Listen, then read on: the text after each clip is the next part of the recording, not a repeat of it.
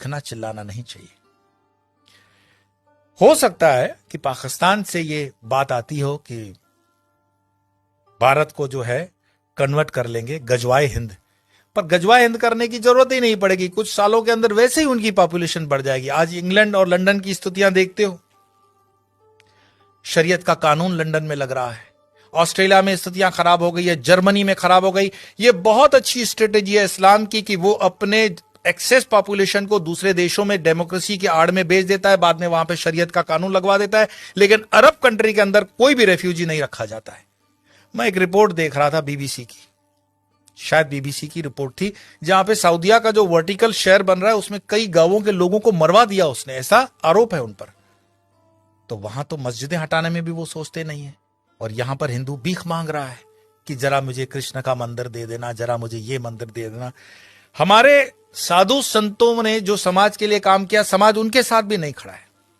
क्या आपको पता है कि आयुर्वेद के नाम पर भारत देश के अंदर जो फार्मेसी काम कर रही है वो मुस्लिम द्वारा चलाई हुई भी कई फार्मेसी हैं, और उनके 500 प्रोडक्ट्स हैं।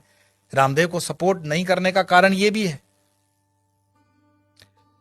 हमदर्द का एक टॉनिक है सिंकारा, उसको प्रमोट करते हुए कम्युनिस्ट पार्टी के कुछ नेता कहते हैं कि यह शक्तिवर्धक है।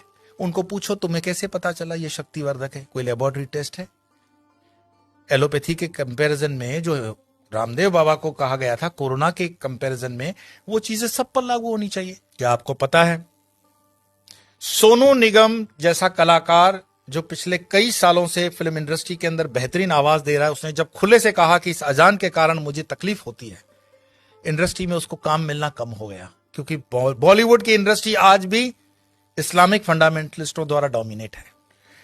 मैं आपको और बता दूं, जिन दिनों शाहरुख खान, सलमान खान, आमिर खान स्ट्रगल कर रहे थे, गोविंदा सुपरस्टार था, और गोविंदा को नीचे करने के लिए उसकी जोड़ी में चलने वाली करिश्मा कपूर को आमिर खान के साथ एक फिल्म दे दी जाती है परदेसी।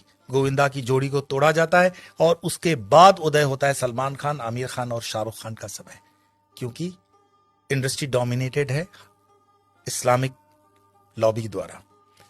ऐसे कई मैं आपको उदाहरण दे सकता हूं, लेकिन मुख्य बात क्या है? क्या हमारे हिंदुस्तान में सारे मुसलमान खराब हैं? यह कहने का अर्थ नहीं है।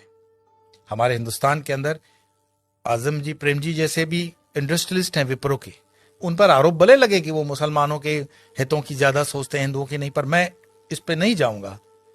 परंतु यहां मुसलमान न सिर्फ बढ़ रहे हैं, सुख संपन्नता के साथ बढ़ रहे हैं, ऐसा उस रिपोर्ट में कहा गया है। तो दुखी कौन हो रहा है? दुखी हो रहा है हिंदू। हिंदू क्यों दुखी हो रहा है? क्योंकि वो कर्महीन होकर के जीना चाहता है, और बेवजह की फालतू चीजों में वो अटका हुआ है। अपनी ना तो वो स्किल को डेवलप कर पा रहा है, और अपने हर छोटे छोटे उद्योग को छोड़ता जा रहा है।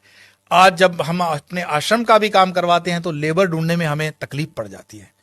देश के अंदर कोई बेरोजगारी प्राइवेट सेक्टर में नहीं है, लेकिन कोई रबिश होते हैं जर्नलिस्ट जो अपना खीसा गर्म करने के लिए, जनता को गुमराह करने के लिए अलग अलग रिपोर्ट्स देते हैं।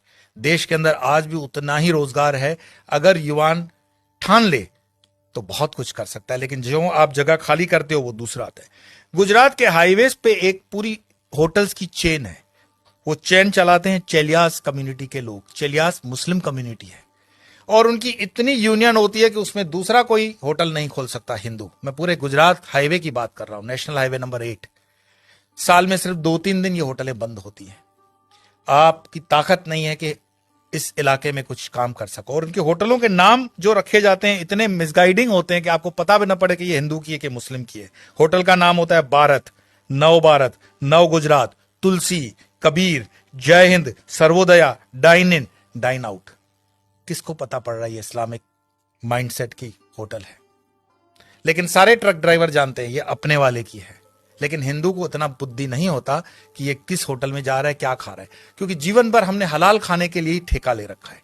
हिंदू को इतना स्वाभिमान नहीं है कि वो कह दे कि जो मैं खान पान खाता हूं तो मेरे प्रोडक्ट पर तुम लोग सात्विक, राजसिक या तामसिक का लेबल लगाओ। भाई सात्विक है तो उसको ऑरेंज कर दो, राजसिक है तो उसको लाल कर दो, तामसिक है तो उसको काला कर दो, वेजिटेरियन का ग्रीन तो है ही। हर चीज पे हलाल लगा हुआ है, और हलाल का तुम्हें मलाल भी नहीं है। तो कितने भी तुम प्याज लहसुन को मत खाओ, लेकिन ये हलाल खाते हुए तुम्हारे बच्चे जो हैं क्या बन रहे हैं? ये जिहाद करने की जरूरत पड़ेगी नहीं उनको। ये साधु संतों को भी सोचना पड़ेगा कि तुम शेर को भी घास खिलाओगे, गाय को भी घास खिलाओगे, क्षत्रियों को भी घास खिलाओगे और ब्राह्मणों को भी घास खिलाओगे। हमने खान पान को बदल करके पूरे डीएनए सिस्टम को बदलने का पाप किया है, और जब इस पाप की हम ठीक से बैलेंस नहीं करते हैं तब तक इस पॉपुलेशन को ठीक करना बड़ा मुश्किल होगा। एक इंसान, ये वीडियो समाप्त करने से पहले मैं बता रहा हूं, एक इंसान जिसने अलीगढ़ मुस्लिम यूनिवर्सिटी का स्थापना किया था, सर सैयद, उसने सिर्फ ख्वाब देखा था पाकिस्तान बनाने का, कि एक ऐसा देश बन सकता है। एक टाइपराइटर और एक इंसान जिन्ना, जिसने देश बनाकर दिखा दिया, और यह चीज इतिहास के अंदर दर्ज है। क्या पता ओवैसी जो कह रहा हो उसको हम सीरियसली नहीं ले रहे हैं। अगर शाहबानू केस कोर्ट का इधर उधर हो सकता है तो राम मंदिर का केस भी राहुल गांधी तो बोले थे कि हम कर देंगे, ऐसा उन पर आरोप है, प्रमोद जी ने लगाया था। हिंदुओं को जागना पड़ेगा।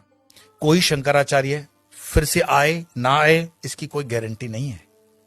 शंकराचार्य जी की जयंती मनाने से सिर्फ इतना ही मैसेज मिलता है, उत्तिष्ठ जागृत प्राप्य वरानी बत, उठो जागो, अपनी जवाबदारी लो। कब तक दूसरों के कंधों पे रहोगे कि ये तुम्हारी जवाबदारी लेगा? और धर्म का काम चेतना जगाना है। बाकी ये मेरा वीडियो मरे हुए लोगों के लिए तो है नहीं, चैतन्य लोगों के लिए। और चैतन्य जो सुन रहे हैं उनको लगता है कि आगे 2-4 चैतन्य है तो फॉरवर्ड कर देना, और मरे हुए लोगों को वीडियो देखने के लिए मैं कोई आग्रह करता ही नहीं हूं। आपके भीतर आपका सनातन जागे, भारत जागे, हिंदुत्व जागे। इसी प्रार्थना के साथ इतना ही, कल फिर मिलेंगे।